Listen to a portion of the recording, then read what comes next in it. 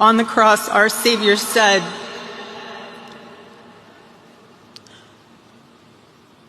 "Father, forgive them, for they not know what they do."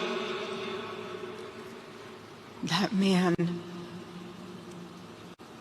that young man, I forgive him.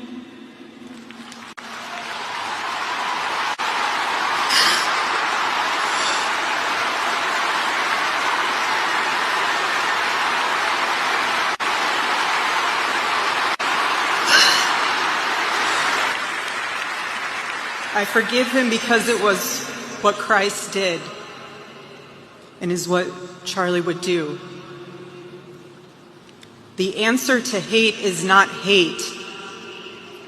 The answer we know from the gospel is love, and always love. Love for our enemies and love for those who persecute us.